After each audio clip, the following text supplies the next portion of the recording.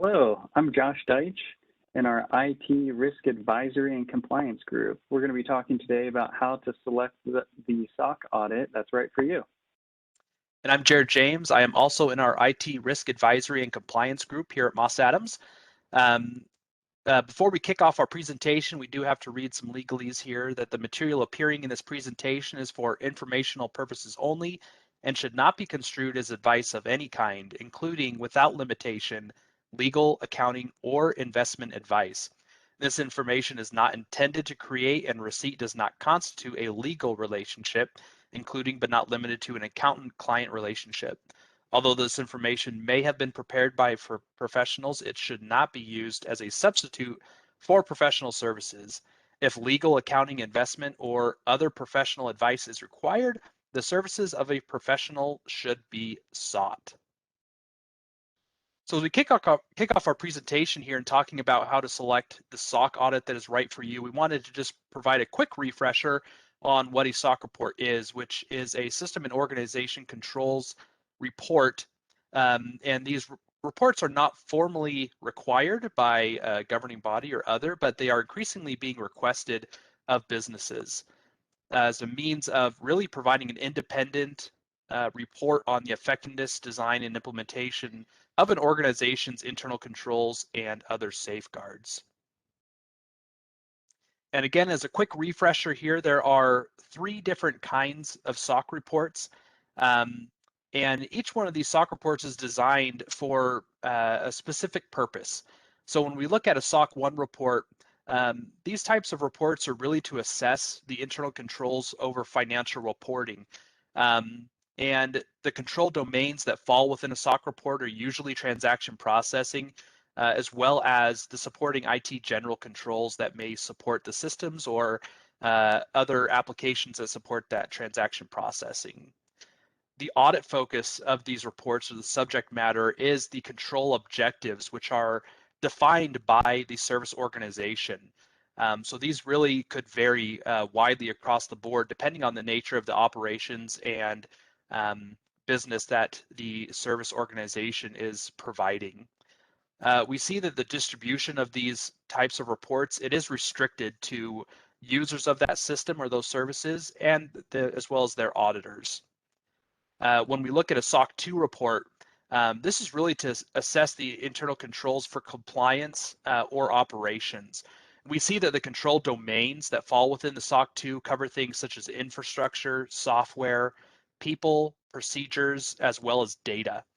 And the audit focus of these really is based around the SOC 2 trust services categories, which are security, availability, processing integrity, confidentiality, and privacy. So these different categories, they cover various topics that relate to each of those different topics there. We see that security is the category that is required for all SOC 2 reports.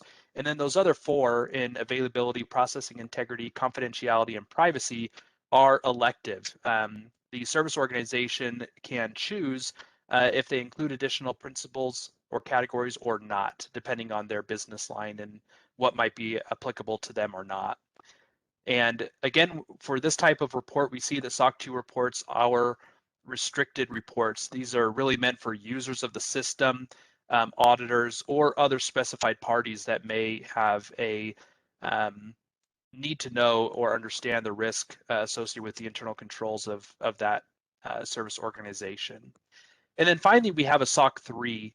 And this really is a report that's designed that covers the same scope as a SOC 2, but what we see is that the main difference between a SOC 2 and a SOC 3 is that a SOC 3 is almost what you would call a watered down version. It contains much less detail than a SOC 2. It does not include explicit controls listed or the tests performed by the service auditor. And because of that, it is an unrestricted report, meaning that this report can be provided for public consumption. There is no restrictions based on who you can provide that report to. Then within each of those different kinds of SOC reports, there are different types.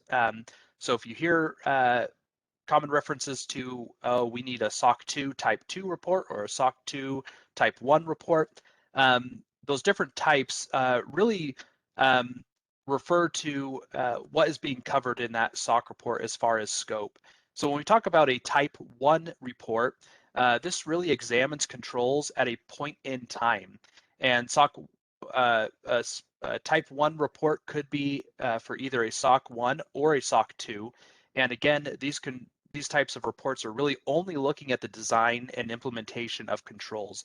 It does not look at the operating effectiveness, and it does not include the results of testing by the service auditor in that report. Conversely, we have the Type 2 report, which examines controls over a period of time. And again, this could be for either a SOC 1 or a SOC 2. And really, we see that in these types of reports, the testing coverage covers both the design and implementation, as well as the operating effectiveness of controls. And within that SOC report, it does include the results of the service auditor's test. Now, in practice, what we see is that a Type 1 report is generally the preference for an organization that might be undergoing their very first SOC report. It allows an organization to get to market faster with that report, whereas the Type 2 obviously carries more weight in that it is showing that your controls have been operating effectively over a period of time. So that's generally what a user of the system or a user of that SOC report would prefer. And so generally you'll see requests for that type of report.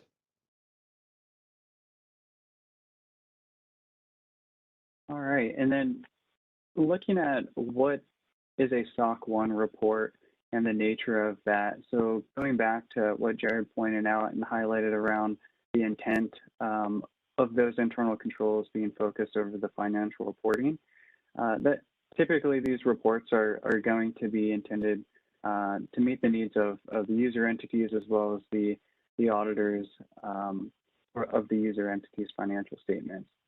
And a common example would be around when a payroll provider, some of the controls related to processing payroll are being performed by that payroll provider, therefore shifting that risk to the payroll provider service organization. So access to the payroll provider SOC 1 report would provide evidence of those controls operating effectively, and then typically those reports would be restricted to the management of the service organization, the user entities, and the user auditors. And then looking at a SOC 2 report, as pointed out, the trust service criteria is inclusive of security as the core, and then additionally availability, processing, integrity, confidentiality, and privacy. And when do you need a SOC 2 report? It's usually needed when an organization is providing services related to data security and storage. They can play an important role in oversight of the organization, vendor management programs, internal control governance, and risk management processes, and regulatory oversight. So oftentimes, an example would be used around how an organization uses a data center or cloud-based software. A SOC 2 report would provide assurances over the organization's internal controls relevant to the security, availability, and confidentiality of the customer's data. And then lastly, the SOC 3 report, as Jared noted, it is a public-facing report. So this is one that is not restricted from a distribution standpoint. And other highlights would be that it is covering the same system and scope of controls as the SOC 2 report system, and include a description of the service auditor's test and controls and results.